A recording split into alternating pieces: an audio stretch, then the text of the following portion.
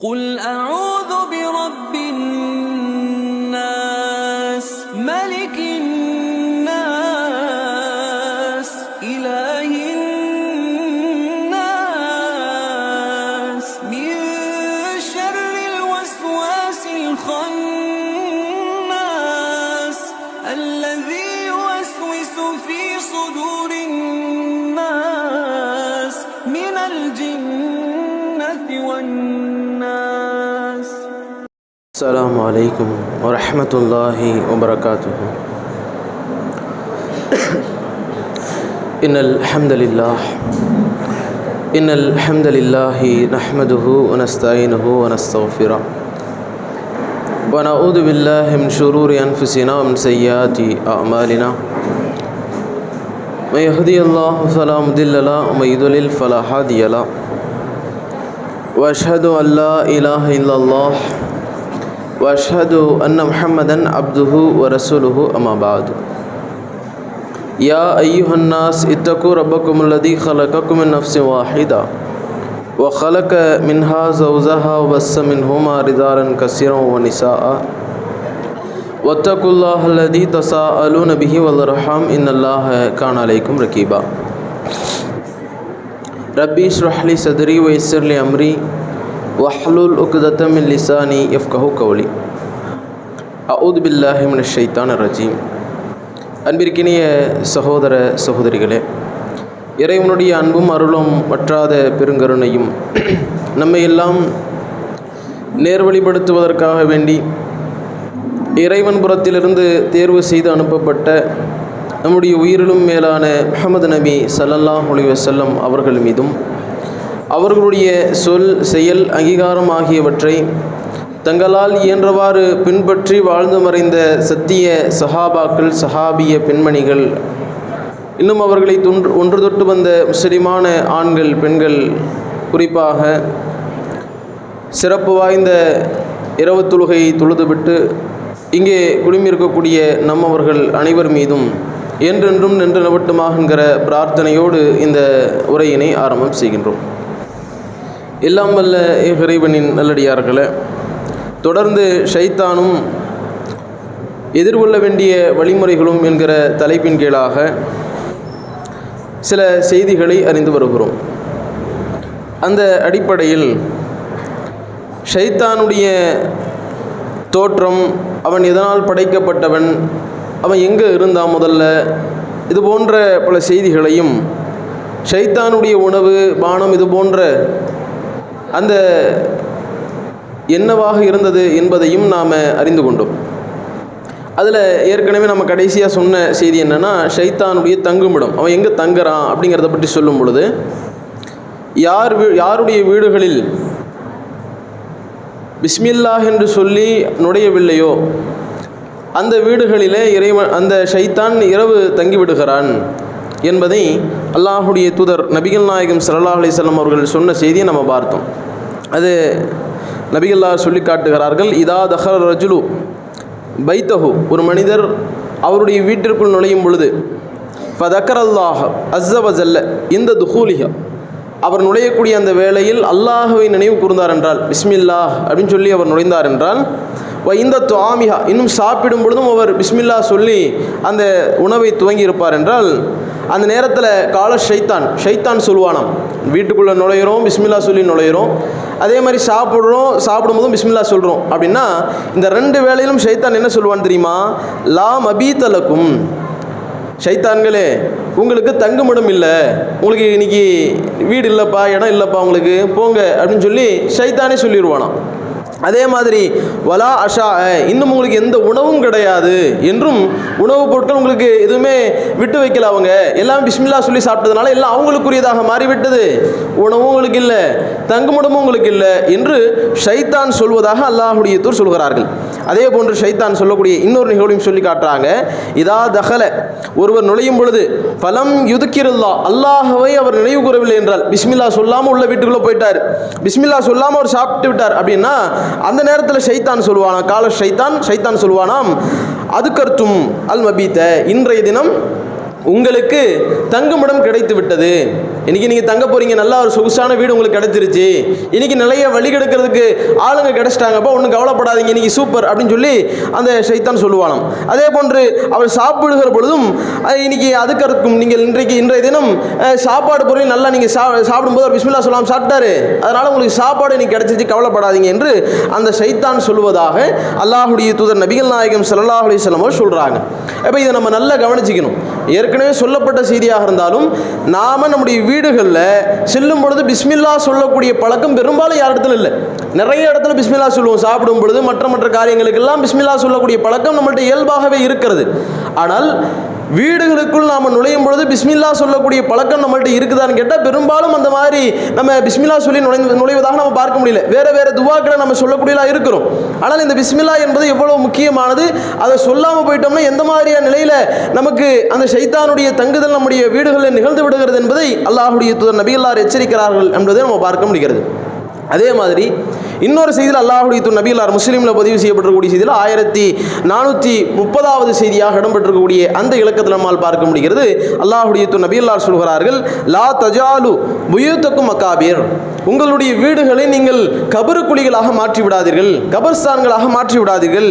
ஏனென்றால் ஷைத்தான் இருக்கிறானே, என்ஃபிரு மினல் பைத்தில்லதி துக்ரவு ஃபீஹில் பக்ர சூரத்துல் பக்ரா, எந்த வீட்டில் சூரத்துல் பக்ரா ஓதப்படுகிறதோ அந்த வீட்டில் இருந்து ஷைத்தான் ஓடி விடுகிறான், விரண்டோடி விடுகிறான். நீங்க சூரத்துல் பக்ரா ஓதாம குர்ஆன் ஓதாம உங்களுடைய வீடுகளை வச்சிருந்தீங்கன்னா கபரு குழி தான், ஷைத்தான் தான் அங்கே வந்து தங்குறான் என்று அல்லாஹுடைய தூதர் நபிகள் நாயகம் ஸல்லல்லாஹு அலைஹி வஸல்லம் எச்சரிக்கிறாங்க. ரமலான் மாதம் வந்துருச்சு, குர்ஆனை படிக்கக்கூடிய பழக்கம் நம்மளுக்கு அதிகமாக வந்துருச்சு. குர்ஆனும் கையுமா எந்த நேரமும் நம்ம இருக்கிறோம். நிறைய குர்ஆனுடைய தொடர்பு மற்ற நல்ல அமல்களில் ஈடுபட வேண்டும் என்கிற சிந்தனை நம்மளுக்கு இருக்கிறது. இது அல்லாத மற்ற நாட்களில் நாம் இந்த சிந்தனையோடு இருக்கணும். குர்ஆன் நம்முடைய வீடுகளில் ஒவ்வொரு நாளும் ஓதப்பட வேண்டும். நம்முடைய வீட்டில் குர்ஆன் ஓதப்படவில்லை என்றால் நம்முடைய வீட்டில் ஷைத்தான் வந்து குடிகொள்கிறான், ஷைத்தான் வந்து தங்கிடுறான். அதே நம்ம குர்ஆனை ஓதணும்னா ஷைத்தான் ஓட்ட எடுத்து ஓடிடுறான் என்று அல்லாஹ்வுடைய தூதர் நபிகளார் சொல்கிறார்கள்.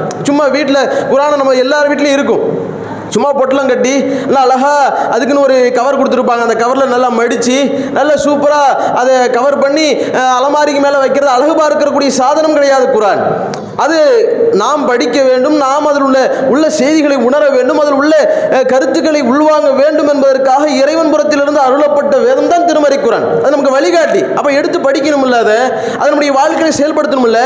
அப்போ அந்த வழிகாட்டியை நாம் எடுத்து படிக்காமல் இருப்போம் என்றால் அது ஷைத்தானுக்கு நல்ல வசதியாக போய் இன்னும் நம்மை வழிகெடுப்பதற்காக நம்முடைய வீடுகளில் அவன் குத்தகைக்கு எடுத்து அந்த இடத்துல தங்கிக் கொள்ளக்கூடிய வகையில் நாமளே ஒரு வழிகாட்டியாக ஆகிவிடுகிறோம் என்பதை புரிந்து கொள்ள வேண்டும். அப்போ அந்த அடிப்படையில் நம்முடைய வீடுகளில் குர்ஆன் ஓதப்படவில்லை என்றால் அந்த இடத்திலும் ஷைத்தான் இருப்பான் என்பதை நாம் ஒவ்வொருவரும் விளங்கிக் கொள்ள வேண்டும். அதே மாதிரி அல்லாஹுடைய தூதர் நபிகளார் சொல்லக்கூடிய செய்தி இப்னு மாஜா என்கிற ஹதீஸ் கிரந்தத்தில் இடம்பெற்றிருக்கிறது. ஷைத்தான் அதிகமாக கழிவறைகளில் ஷைத்தான் அதிகமாக அவனுடைய அந்த வந்து போகக்கூடிய இடமாக இருக்கிறது என்று அல்லாஹுடைய தூதர் நபிகள் நாயகம் ஸல்லல்லாஹு அலைஹி வஸல்லம் சொல்லிவிட்டு சொல்கிறார்கள். எனவே நீங்கள் ஷைத்தான் அந்த கழிவறைகளுக்கு நீங்கள் செல்வீர்கள் என்றால் அல்லாஹும்ம இன்னி அஊது பிக மினல் குபுஸி வல் ஹபாயிஸ், அந்த ஆண் பெண் ஷைத்தானுடைய அந்த ஊசலாட்டத்திலிருந்து நான் அல்லாஹ்விடத்தில் பாதுகாப்பு தேடுகிறேன் என்று நீங்கள் கழிவறைகளுக்கு செல்லும் பொழுது அந்த துவாவை சொல்லிக்கோங்க என்று அல்லாஹுடைய தூதர் நபிகள் நாயகம் ஸல்லல்லாஹு அலைஹி வஸல்லம் அவர்கள் அறிவுறுத்துகிறார்கள். அப்போ இதை நம்ம கவனமாக வச்சுக்கணும். நம்முடைய வாழ்க்கையில் இது பெரும்பாலும் நம்ம கழிவறைகளுக்கு செல்லும் போது ஓதக்கூடிய துவாலாம் நமக்கு சகஜமாக வரும். அப்போ நாம் இதில் புரிஞ்சுக்கணும் என்னென்னா அந்த இடத்துல ஷைத்தான் வந்து போகக்கூடிய இடமா இருக்குது. நிறைய குழப்பங்களை ஷைத்தான் வர்ற இடம்னா என்ன புரிஞ்சுக்கணும்னா ஷைத்தான் நின்றுட்டு இருப்பான் போல ஒரு இருவம் போல அப்படின்னு புரிஞ்சுக்கிறது கிடையாது.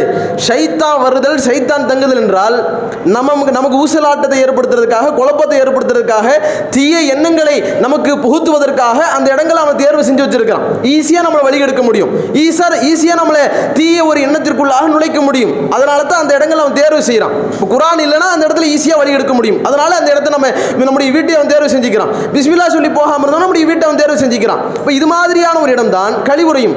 அந்த கழிவுறையில் ஷைத்தான் நம்மை தீமையான வழியின் பக்கம், தீமையான செயலின் பக்கம் கொண்டு செல்வதற்கு அதிகமான ஒரு வழிவகை இருப்பதனால ஷைத்தான் அந்த இடத்தை தேர்வு செய்கிறான். ரசூலுல்லாஹ் அதனால தான் சொல்றாங்க, நீங்க அந்த கழிவறைகளுக்கு சென்றால் அல்லாஹும்ம இன்னி அஊது பிக மினல் குபுஸி வல் ஹபாயிஸ் இந்த துஆவை சொல்லுங்க என்று அல்லாஹ்வுடைய நபிகளார் கற்றுத் தரக்கூடிய இந்த செய்தி புகாரியில் 142வது இலக்கத்தில் நம்ம பார்க்க முடிகிறது. இப்னு மாஜாவிலும் 292வது இலக்கத்தில் பார்க்க முடிகிறது. அதே மாதிரி ஷைத்தான் பொதுவாகவே ஷைத்தானுக்குன்னு ஒரு இடம் இருக்குது. இப்போ இதெல்லாம் சொன்ன இடம் எல்லாமே அவன் வந்து நம்மளை ஈஸியாக நம்மளை கவர் பண்ணி நரகத்திற்கு கொண்டு போகிறதுக்கு உண்டான வழிகள், அந்த இடத்தை தான் அவன் தேர்வு செய்கிறான். அது அல்லாமல் இன்னும் பல இடங்களை ஷைத்தான் தேர்வு செய்கிறான். ஷைத்தானுக்கென்ற பிரதானமாக அவன் தங்குவதற்கென்ற வைத்திருக்கிறான். அது என்ன இடம் என்று கேட்டால் அல்லாஹ்வுடைய தூதர் நபிகள் சொல்கிறார்கள், இப்லீஸ் இருக்கிறானே, யலவு அர்ஷஹு அலல் மா, இவனுடைய தங்கும் இடத்தை தண்ணீருக்கு மேலாக வைத்திருக்கிறான். மற்றொரு செய்தி தெளிவாக இருக்கு. தண்ணீருக்கு மேலாக நம்ம வீட்டில் இருக்கிற எல்லா தண்ணீரும் கிடையாது. அலல் பஹர், கடலின் மீது வைத்திருக்கிறான் என்று தெளிவாக இன்னொரு செய்தியில ரசூலுல்லாஹ் சொல்றாங்க. அப்ப ஷைத்தானுடைய பிரதானமா அவன் தங்குற இடம் எது அப்படின்னு கேட்டால் கடல் தான். கடல்ல அவனுக்குன்னு ஒரு அரிசை போட்டு, அவனுக்கு ஒரு சேரை போட்டு, அரிசினா அல்லாஹ்வுடைய அரிசி கிடையாது, அவனுக்குன்னு சேர், அவனுக்கு உண்டான சிம்மாசனம் வச்சிருக்கிறான். அப்ப ஷைத்தான் தான் சபி இப்லீஸினுடைய எல்லா கூட்டத்துக்கும் தலைவனா இருக்கிறான். இந்த செய்தியில பின்னால் இன்னும் அது தெளிவாகவே ரசூலுல்லாஹ் சொல்றாங்க. அப்ப அந்த அடிப்படையில் ஷைத்தான் அவனுடைய அரிசை, அவனுடைய அந்த சிம்மாசனத்தை கடலுக்கு மேலாக வைத்து அந்த இடத்துல எல்லா சும்ம யபாசு இஸ்ராஹு, அவனுடைய எல்லா கூட்டத்தாரையும் அழைக்கின்றான். அவருடைய கூட்டத்தாரெல்லாம் அழைச்சி எல்லா இடத்தையும் சொல்கிறான். ஃபாதனும், அவர்களுக்கு அறிவிக்கின்றான். மின்ஹும், அவளுக்கு ஒரு விஷயத்தை பிரைஸ் அறிவிக்கிறான். நம்ம சொல்றோம் இல்ல, ரமலான் மாசம் வாங்க, நீங்க பயானை கேளுங்க, பயானை கேட்டால் உங்களுக்கு பயான்ல இருந்து கேட்கப்படுகிற கேள்விக்கு நீங்க சரியான விடையை சொன்னீர்கள் என்றால் உங்களுக்கு பரிசு இருக்கு அப்படின்லாம் நம்ம சொல்றோம் இல்ல. இது மாதிரி ஷைத்தான் அந்த மக்களுக்கு எல்லாம் ஒரு பிரைஸ் கொடுக்குறான், ஒரு பிரைஸ் அறிவிக்கிறான். அந்த ஷைத்தானுடைய கூட்டத்திற்கு என்ன பிரைஸ் அறிவிக்கிறான்? உங்களில் யார் ரொம்ப மக்களிலேயே வழிகெடுத்து அவனை நாசமாக்கி நரகத்திற்குண்டான வழியை அவனுக்கு காட்டிவிட்டு வருகிறார்களோ, அதிகமான குழப்பம் விளைவிக்கக்கூடியவர்களாக இருக்கிறார்களோ, அவர்கள் தான் எனக்கு மிகவும் நெருக்கமானவர்கள். எனக்கு ரொம்ப நெருக்கமாக என்னுடைய சிம்மாசனத்துக்கு பக்கத்திலே அவர் அமர்ந்து கொள்வதற்குண்டான வாய்ப்பை பெற்றுக்கொள்ளலாம் என்று அந்த நேரத்தில் அவன் சொல்வதாக அல்லாஹ்வுடைய தூதர் நபிகள் நாயகம் ஸல்லல்லாஹு அலைஹி வஸல்லம் சொல்றாங்க. அப்போ பொதுவாகவே ஷைத்தான் என்பவன் அந்த ஷைத்தானுடைய தங்குமிடம் என்பது அந்த தண்ணீருக்கு மேலாக கடல்ல இருக்கிறது என்பதை நாம் புரிந்து கொள்ள வேண்டும். அதே மாதிரி அல்லாஹ்வுடைய தூதர் நபிகள் நாயகம் ஸல்லல்லாஹு அலைஹி வஸல்லம் அவர்கள் அந்த செய்தியில் நிறைய சொல்றாங்க. அது பின்னால இன்னும் விளக்க வேண்டிய செய்தி இருக்கிறதுனால நம்ம அதோட முடிச்சுக்கிறோம். அப்போ இன்னும் அல்லாஹ்வுடைய தூதர் நபிகள் நாயகம் ஸல்லல்லாஹு அலைஹி வஸல்லம் அவர்கள் ஷைத்தானை பற்றி சொல்லும் பொழுது, அவன் எங்கெல்லாம் வருகிறான் என்பதை பற்றி சொல்லும் பொழுது, எல்லா மனிதர்களுக்கும் இருக்கிறான். இப்போ எல்லோருக்கும் வானவர்கள்னு இருக்கிறாங்கல்ல, பாதுகாப்புக்காக வானவர்கள் இருக்கிறாங்க. அதே மாதிரி நமக்கு நன்மை தீமை எழுதுறதுக்காக வானவர்கள் இருக்கிறாங்க, நம்ம கூடவே இருக்கிறாங்க. அந்த மாதிரி எல்லா மனிதர்களுக்குமே ஷைத்தான் இருக்கிறான் வழி எடுக்கிறதுக்காக வேண்டி. இப்லீஸ் என்பவன் பிரதானமானவன். அவனுடைய சீடர்கள் நிறைய பேர் வச்சிருக்கிறான். அவனுடைய சீடர்களை வைத்து இப்போ நம்ம பார்த்தோம்ல, இதில் சீடர்கள் அழைக்கிறான். யார் வெளிக்கெடுக்கிறவங்க, யார் அதிகமாக குழப்பத்தை ஏற்படுத்துகிறாங்களோ அவங்க எனக்கு நெருக்கமானவன் என்று சொல்கிறான் அப்படின்னு பார்த்தோம்ல. அந்த மாதிரி எல்லா மனிதர்களுக்கும் அந்த ஷைத்தான் அனுப்புகிறான். இது எப்படி நமக்கு தெரிகிறது என்று பார்த்தால், அல்லாஹ்வுடைய நபியல்லாருடைய மனைவி ஆயிஷா இல்லா ஒரு நேரத்தில் என்ன பண்ணுறாங்கன்னா, அது ரசூலுல்லாஹ் அவங்க வீட்டுக்கு வரக்கூடிய நாள், அவங்களுடைய இரவு. அன்றைய நாள் ரசூலுல்லாஹ் வரதுக்கு தாமதமாகுது. ரசூலுல்லாவை காணலை. என்னடா அது ரசூலுல்லாஹ் ரொம்ப நேரமாக இல்லையே, ஏன் இல்லை அப்படின்னு சொல்லி இவங்க என்ன நினைக்கிறாங்கன்னா, வேற யாராவது மனைவிமாருக்கு வீட்டுக்கு போயிட்டாங்களோ, மற்ற மனைவி யாருடைய வீட்டுக்காவது ரசூலுல்லாஹ் போயிட்டாங்களோ அப்படிங்கிற மாதிரி நினைக்கிறாங்க. ரொம்ப கோவப்படுறாங்க. அப்போ அப்படி கோவப்பட்டுக்கிட்டே இருக்கும்போது ரசூலுல்லாஹ் வந்துட்டாங்க. வந்து அல்லாஹ்வுடைய தூதர் நபியல்லார் கேட்குறாங்க, என்ன ஆயிஷாவே ரொம்ப கோபமாக இருக்கிற மாதிரி தெரியுது, என்ன ரொம்ப ரோஷம் கொண்ட மாதிரி தெரியுது, மாலைக்கு என்ன ஆயிஷா உனக்கு என்ன பிரச்சனை, யா ஆயிஷா அகிருத்தி நீ ரோஷம் கொண்டு விட்டாயா, என்ன கோவம் வந்துருச்சா உனக்கு அப்படின்னு ரசூலுல்லாஹ் கேட்குறாங்க. அப்போ ஆயிஷா நாயகி சொல்கிறார்கள், ஒமாலி லா யுகாரி மிஸ்லிக்கு, என் போன்றவள் ரோஷம் கொள்ளாமல் எப்படி இருக்க முடியும், அலா மிஸ்லிக்க, உங்களிடத்தில் இருக்கக்கூடிய உங்களை போல ஒரு ஆளை வச்சுக்கிட்டு பல மனைவிமார் உங்களுக்கு இருக்கிறாங்க, நான் ஒரு மனைவியாக இருக்கிறேன், இந்த மாதிரி இருக்கக்கூடிய சமயத்தை எனக்கு ரோஷம் இல்லாமல் எப்படி இருக்க முடியும், நான் எப்படி ரோஷம் கொள்ளாமல் இருக்க முடியும், எனக்குரிய நேரம் இல்லை, எனக்குரிய நாள் இல்லை, நீங்கள் கரெக்டாக வந்திருக்கணுமா இல்லையா, எனக்கு வராதனால நான் ரோஷம் கொண்டேன் என்று சொல்லி ஆயிஷா நாயகி சொல்கிறாங்க. அப்போ அல்லாஹ்வுடைய தூதர் நபியல்லார் சொல்கிறார்கள், அக்கது ஜாக்கி ஷைத்தானுக்கு, உனக்கு உன் ஷைத்தான் வந்துட்டான் போலையே, உனக்குரிய ஷைத்தான் உன்ட்ட வந்துட்டான் போலையே என்று ரசூலுல்லாஹ் ஆயிஷா நாயகியை பற்றி கேட்குறாங்க. இப்படி கேட்ட உடனே இவனுக்கு ஆச்சரியம், என்ன அல்லாஹ்வுடைய தூதரே என்கிட்ட ஷைத்தான், எனக்கு ஷைத்தான் வந்துட்டானா, என் கூட ஷைத்தான் வந்துட்டானா அப்படின்னு சொல்லி அல்லாஹ்வுடைய தூதர் நபியல்லாரிடத்தில் கேட்கிறார்கள். ஆமாம், உனக்குன்னு ஒரு ஷைத்தான் இருக்கிறான்ல, அவன் உங்கள்கிட்ட வந்திருப்பான், ஆசை வார்த்தைகளை ஊசலாட்டங்களை போட்டிருப்பான், அதனால தான் நீ இந்த மாதிரி ரோஷம் கொள்கிறாய் என்று அல்லாஹ்வுடைய தூதர் நபியல்லார் சொல்கிறார்கள். உடனே ஆயிஷா நாயகி கேட்குறாங்க, எல்லா மனிதர்களுக்கும் ஷைத்தான் இருப்பான் அந்த மாதிரி அப்படின்னு கேட்குறாங்க. ஆமாம், எல்லா மனிதர்களுக்குமே ஷைத்தான் இருக்கத்தான் செய்கிறான், எல்லா மனிதர்களும் ஒவ்வொரு ஷைத்தான் இருக்கத்தான் செய்வான் என்று அல்லாஹ்வுடைய தூதர் நபியல்லார் சொல்லிவிட்டு சொல்கிறார்கள். இப்படி சொல்லிக்கிட்டே இருக்கும் பொழுது ஆயிஷா நாயகி அடுத்து கேட்குறாங்க, அப்பனா உங்களுக்கு ஷைத்தான் இருக்கானா, நீங்கள் அல்லாஹ்வுடைய தூதர் தானே, உங்களுக்கு ஷைத்தான் அல்லாஹ் உங்களுக்கும் ஏற்படுத்தி இருக்கிறானா அப்படின்னு கேட்குறாங்க. அப்போ அல்லாஹ்வுடைய தூதர் நபியல்லாஹ் சொல்கிறார்கள், எனக்கும் என்னுடைய ரப்பு ஷைத்தானை ஏற்படுத்தி தான் இருக்கிறான். இருந்தாலும் கூட என்னிடத்தில் இருக்கக்கூடிய ஷைத்தான் எப்படிப்பட்டவனாக இருக்கிறான் என்றால், லாக்கின்னி ரப்பி ஆனி, எனக்கு என்னுடைய அந்த ஷைத்தான் மூலமாக ஊசலாட்டம் ஏற்படுத்தாத வகையில் என்னுடைய ரப்பு எனக்கு உதவி செய்து விட்டான், எனக்கு அவன் கட்டுப்பட்டு விடுவான், எனக்கு அவன் ஊசலாட்டங்களை ஏற்படுத்த மாட்டான் என்கிற செய்தியை அல்லாஹ்வுடைய தூதர் நபிகள் நாயகம் ஸல்லல்லாஹு அலைஹி வஸல்லம் அவர்கள் சொல்றாங்க. எல்லா மனிதர்களிடத்திலும் ஷைத்தான் இருக்கிறான், பொதுவாகவே இருப்பான். ரசூலுல்லாஹ்வுக்கு அல்லாஹ்வுடைய அந்த உதவியின் மூலமாக ஷைத்தான் எந்த விதமான ஊசலாட்டம் ஏற்படுத்த முடியாது அப்படின்னு தன்னை மட்டும் அவங்க விதிவிலக்காக்கி கொண்டார்கள். ஆனால் பொதுவாகவே எல்லாத்தையும் ஷைத்தான் இருக்கிறாங்கிறத நம்ம புரிஞ்சுக்கணும். நமக்கு பல தீமைகள் வருகிறது, நம்ம எல்லோரும் தீமை செய்யக்கூடியவர்களாக இருக்கிறோம்ல. ரசூலுல்லாஹ் பொதுவாக சொல்லிட்டாங்கல்ல, குல்லு பனி ஆதம் யஹ்தூ பில் லைலி வன் நஹார், இந்த ஆதமுடைய மகன் இரவிலும் பகலிலும் தவறளிக்கக்கூடியவனாக இருக்கிறான், பாவம் செய்கிறான். எப்படி பாவம் வருது அப்படின்னு கேட்டால், ஷைத்தானுடைய ஊசலாட்டம் இருந்துகிட்டே இருக்கும், எல்லா கட்டங்களும் இருக்கும். எந்த அளவுக்கு இருக்கும், எந்த அளவுக்கு நான் அந்த ஷைத்தான் நம்ம கூட இருக்கிறான் அப்படிங்கிறத பற்றி ரசூலுல்லாஹ் சொல்ல முடியுது. ரசூலுல்லாஹ் சொல்றாங்க, ஒரு நேரத்தில் அல்லாஹ்வுடைய தூதர் நபியல்லார் ஏத்திகாஃப் இருக்கிறாங்க. அப்படி ஏத்திகாஃப் இருக்கும் பொழுது அல்லாஹ்வுடைய தூதர் நபிகள் நாயகம் ஸல்லல்லாஹு அலைஹி வஸல்லம் மனைவி அவங்க சஃபியா ரலியல்லாஹு அவங்க பார்க்கறதுக்காக வராங்க. அப்படி பார்த்து கொண்டு செல்லும் பொழுது அன்சாரி தோழர்கள் இருவர் பார்க்கிறார்கள். இப்போ இப்படி பார்க்கும் பொழுது இவங்களுடைய மனைவி தான் சந்திச்சுட்டு போகிறாங்க. ஆனால் அன்சாரி தோழர் 2 பேர் பார்த்தோன்னே அவங்க தப்பாக நினச்சிடக்கூடாது, வேற யாரோ கூட ரசூலுல்லாஹ் ஒரு பெண்ணோடு தனிமையில் இருக்கிறார்கள் என்கிற ஒரு தவறான எண்ணம் சஹாபாக்களுக்கு வந்துவிடக்கூடாது என்பதற்காக ஒரு தவறை எந்த இடத்திலும் நாம் ஒரு தவறு நடக்கக்கூடிய விதத்தில் மற்ற இடத்துல நடந்து கொள்ளக்கூடாது என்கிறதுக்காக அல்லாஹ்வுடைய நபியல்லார் உடனடியாக அந்த சஹாபாக்கள் அனுப்பிச்சு சொல்கிறாங்க. சஹாபாக்களை கூப்பிட்டு சொல்கிறாங்க, நிச்சயமாக இங்கே இருக்கிறாங்களே என்னுடைய மனைவி சஃபியா பின் ஹுவை தான் என்று அல்லாஹ்வுடைய நபியல்லார் சொல்கிறார்கள். சுப்ஹானல்லாஹ், அல்லாஹ்வுடைய தூதரே, உங்கள் மீதான் நாங்கள் சந்தேகப்படுவோம், உங்கள் மீதான் நாங்கள் இந்த மாதிரி நினைப்போம், நீங்கள் எப்படி நினைச்சீங்க அப்படின்னு சொல்லி அல்லாஹ்வுடைய நபியல்லாரிடத்தில் அந்த சஹாபாக்கள் சொல்கிறார்கள். உசாமாவும் இன்னொரு சஹாபியும் இருக்கிறாங்க. இப்படி இருக்கக்கூடிய சமயத்தில் அல்லாஹ்வுடைய தூதர் நபிகள் நாயகம் ஸல்லல்லாஹு அலைஹி வஸல்லம் சொல்கிறாங்க, இன்ன ஷைத்தான யஜ்ரி மஜ்ரத்தம், மனிதன் இருக்கிறானே, மனிதனுடைய எல்லா இரத்த நாளங்களிலும் பிளட் எங்கெல்லாம் ஓடுதோ எல்லா இடத்திலும் ஷைத்தான் ஓடிக்கொண்டிருக்கிறான். ஷைத்தான் இருக்கிறாங்கிறாங்க. ஷைத்தான் இருக்கிறான்னா பின்னாடி ஏதோ ஒரு ஆள் மாதிரி நிற்க, அப்படி கிடையாது. பிளட்லேயே ஊறி போயிருக்கிறான், மனிதனுடைய பிளட்லேயே ரத்தத்திலேயே ஊறி போயிருக்கிறான் ஷைத்தான் என்று அல்லாஹ்வுடைய நபியல்லார் சொல்லிவிட்டு, நிச்சயமாக இன்னி ஹஷீது அன் யுல்கிய ஃபீ அன்ஃபுசிக்குமா ஷையா, உங்களுடைய உள்ளத்தில் ஏதேனும் தவறான எண்ணத்தை அந்த ஷைத்தான் போட்டு விடுவானோ என்கிற அச்சத்தில் தான் நான் தெளிவுபடுத்திக்கிட்டேன். அது என்னுடைய மனைவி தான், இருட்டு, அதனால தெரியாது. யார் வந்தா, யார் ஒரு குரல் மட்டும் கேட்குது, யாரோ பெண் வந்தாங்க அப்படிங்கிற மட்டும் தெரியுது, ரசூலுல்லாஹ் இருக்கிறான்னு தெரியுது. அப்போ யாருன்னு தெரியாம தவறான ஒரு ஊசலாட்டம் ஷைத்தானுடைய விளைவால் வந்துவிடக் கூடாது என்கிற அடிப்படையில் அல்லாஹ்வுடைய நபியல்லார் அந்த இடத்துல தெளிவுபடுத்துறாங்க. கூடவே சொல்லக்கூடிய செய்தி, மனிதர்களுடைய இரத்த நாளங்கள்ல ரத்தம் ஓடக்கூடிய எல்லா பகுதிகளிலும் ஷைத்தான் இருக்கிறான், ஷைத்தானுடைய அந்த ஊசலாட்டம் இருந்து கொண்டே இருக்கும் என்பதை இந்த அளவுக்கு ரசூலுல்லாஹ் உதாரணத்தோடு சொல்லி காட்டுகிறார்கள். அப்ப யோசிச்சு பாருங்க, ரத்தம் ஓடுற இடத்தெல்லாம் ஓடுறானா ஒருத்தர் சொல்லுவோம்ல, ஒரு உதாரணத்துக்கு சொல்லுவோம், நாடி நரம்பெல்லாம் அப்படியே ஊறி போயிருக்குங்க எனக்கு அப்படின்னு ஏதேனும் ஒரு விஷயத்தை சொல்றதா வீரம் ஊறி போயிருக்குது, அறிவு எனக்கு ஊறி போயிருக்கு அப்படிங்கலாம் சில விஷயத்தை நம்ம சொல்லும் பொழுது ரத்தத்தை அப்படியே உதாரணப்படுத்தி தான் சொல்லுவோம். ரத்தத்தில் ஊறி போயிருக்கிறான் அப்படி தெரியுமா அப்படின்ற மாதிரி நம்ம சொல்லுவோம். ரசூலுல்லாஹ் எதை ஊறி போயிருக்கிறத சொல்றாங்க, ஷைத்தான் ஊறி போயிருக்கிறான்னு சொல்றாங்க. அப்போ நம்முடைய ஷைத்தானுடைய ஊசலாட்டம் என்பது, ஷைத்தானுடைய அந்த சதிவலைகள் என்பது எல்லா கட்டங்களிலும் எல்லா தருணங்களிலும் நமக்கு இருக்கும் என்பதைத்தான் ரசூலுல்லாஹ் இந்த செய்தியின் மூலமாகவும் சொல்கிறார்கள் என்பதை பார்க்க முடிகிறது. இந்த செய்தியில் ரசூலுல்லாஹ் விதிவிலக்கு பெற்றாங்கல்ல, ஷைத்தான் கிட்ட வரமாட்டான் அப்படின்னு சொன்னாங்கல்ல, அதே மாதிரி இன்னும் சில பேர் விதிவிலக்கு பெற்றிருக்கிறார்கள். அவங்க யார் அப்படின்னு பார்த்தா, மரியம் அவர்களும் மரியமுடைய மைந்தன் ஈசா அலைஹிஸ்ஸலாம் அவர்களும் இந்த ஷைத்தானுடைய ஊசலாட்டம் அவங்களுக்கு கிடையாது. இது எப்படி என்றால், அல்லாஹ்வே தன்னுடைய திருமறையில் சொல்லி காட்டுகிறான். இம்ரான் அவருடைய மனைவி, அவங்க தான் மரியம் அலைஹிஸ்ஸலாமுடைய அம்மா, தாயார். அவங்க தன்னுடைய வயிற்றில் கருவாக அந்த பிள்ளை இருக்கும் பொழுதே அல்லாஹ்வுக்காக வேண்டி நேர்ச்சி செய்கிறாங்க. நான் இந்த பிள்ளையை அல்லாஹ்வுடைய பாதையில் விட போகிறேன், அல்லாஹ்வுக்காக அர்ப்பணிக்க போகிறேன் அப்படின்னு சொல்லி அவங்க நேர்ச்சி செய்கிறார்கள். அப்படி நேர்ச்சி செய்து பிறக்கிறது பெண் பிள்ளையாக பிறக்கிறது.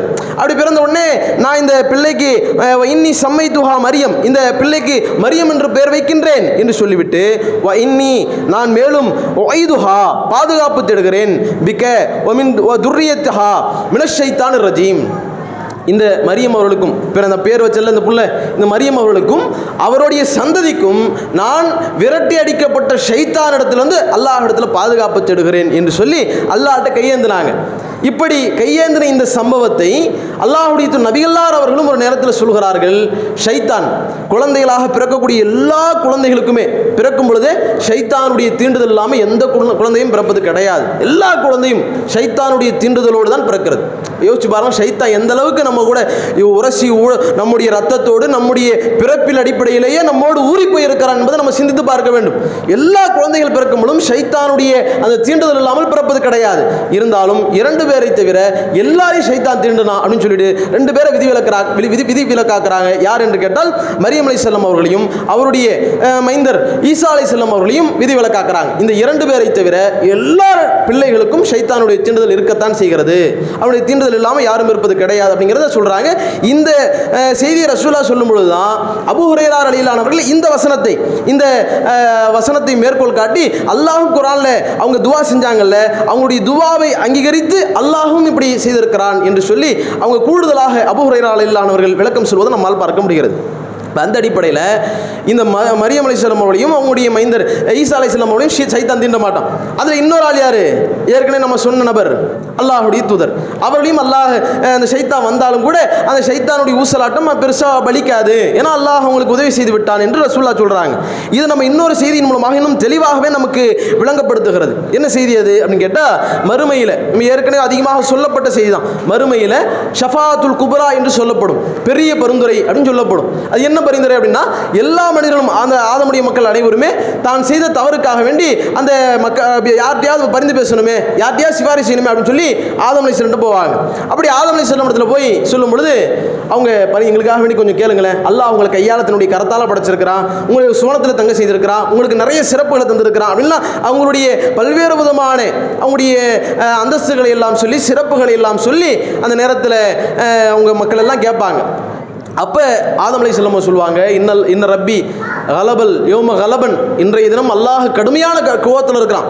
லம் யகலப் கபலஹு, இதற்கு முன்னதாக அவன் பட்ட கோவத்தைப்பட்டதில்லை. வலம் யகலப் பாதி, இதற்கு பிறகும் அவன் படப்போவது கிடையாது. அப்படிப்பட்ட கடுமையான கோவத்தில் அல்லாஹ் இருக்கிறான். விட்டுருங்க, என்ன நான் ஒரு தப்பு செஞ்சுட்டேன், நான் ஒரு பாவம் செஞ்சுட்டேன், அல்லாஹ் மரத்தின் பக்கம் நெருங்க வேண்டாம் என்று சொன்னான், நான் பாவம் செஞ்சுட்டேன் அப்படின்னு சொல்கிறாங்க. வேற யார்கிட்டயா போய் கேளுங்க அப்படின்னு சொல்லும் பொழுது முதல் மனிதர் ஆதம் நபி இருக்கிறார், நூஹ் நபி இருக்கிறார், முதல் தூதர், அவரிடத்துல போங்க என்று சொல்லப்படும். அப்போ அவங்கள்ட்ட போவாங்க, நூஹ் நபிட்ட போவாங்க. நூஹ் நபிட்ட போனால் அவங்களுடைய சிறப்புகள்லாம் சொல்லுவாங்க. அல்லாஹ் அவங்களுக்கு 950 வருஷம் வாழ செஞ்சான், பெரிய அளவுக்கு நீங்கள் தாவா செஞ்சீங்க அப்படிலாம் அவங்களுடைய பல சிறப்புகள் எல்லாம் சொல்லி அங்கே அந்த நூஹ் நபிட்ட கேட்பாங்க, எங்களுக்காக வேண்டி கொஞ்சம் பரிந்து பேசுங்க அல்லாஹ் அப்படின்னு கேட்கும் பொழுது அவங்களும் தான் செய்த ஒரு பாவத்தை சொல்வார்கள். அல்லாஹ் இந்த என்னுடைய பிள்ளைக்கு பாவம் துவா செய்யக்கூடாதுன்னு தடுத்திருந்தான், நான் துவா செஞ்சுட்டேன், அதை நினச்சி நப்சி எனக்கு என்ன ஆகும்னு தெரியலையே, என்னுடைய தீர்ப்பு என்ன ஆகும்னு தெரியலையே என்று சொல்லி அவரும் தான் செய்த அந்த தவறை சொல்வார்கள்.